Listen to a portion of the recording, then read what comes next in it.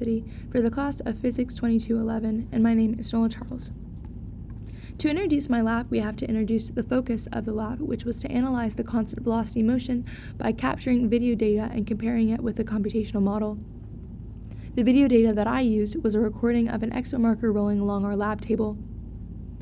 The main result of the lab was how the observed motion closely aligned with the prediction motion, partially confirming that an object under zero net forces would move at constant velocity.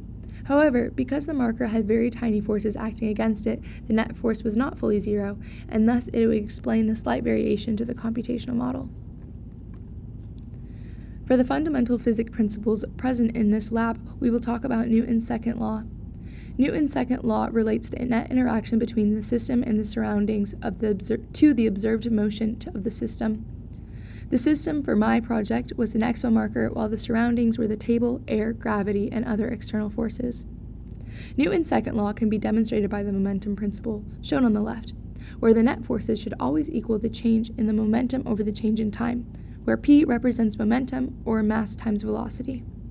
This formula can be further derived into a form called the velocity update formula, which can be a little bit easier to conceptually understand what is happening.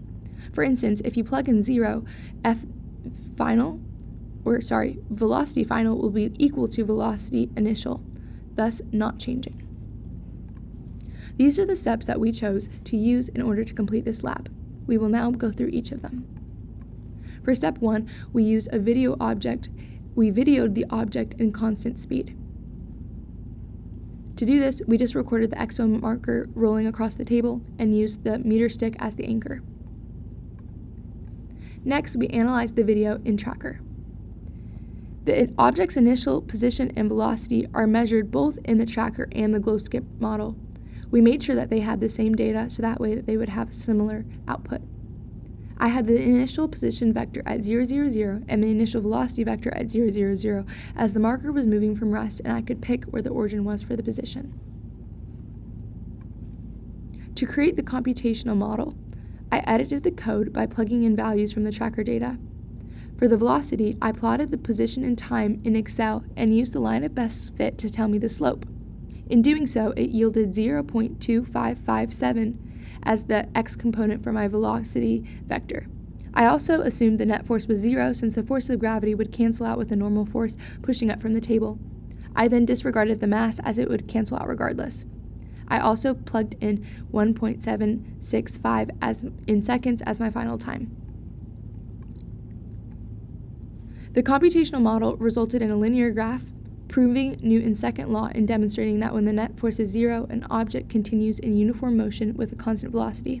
This will also be shown on the next slide with my final Excel sheet. The spheres to the right were the visual representation of the computational interaction.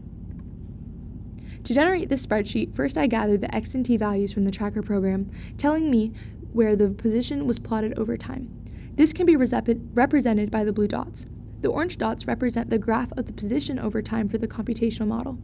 The difference in the linear computational model and the nonlinear observational model prove that the net force for the observed model was not actually 0, and that thus there must have been some other minor force acting on the expo marker, for instance, air resistance or friction. However, this is still very close to being constant linear velocity since these forces are so minute. What ifs? How would the results change if we were to flip the axis and the directions? If we were to do so, all the recorded position values would switch signs, effectively mirroring the motion across the origin. This means that if the object was moving in the positive direction, it would now appear to move in the negative direction, but at the same speed.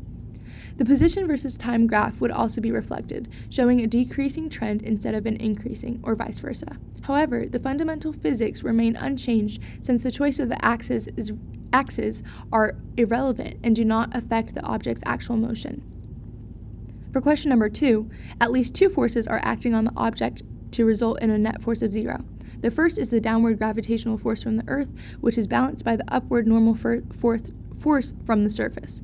If friction or air resistance was present, which there was, there would also be a small opposing force. This would explain why the computational model was slightly more linear than the observed model, since the observed model was experiencing these forces and the computational model was not accounting for them. Thank you for watching my video. I hope you enjoyed.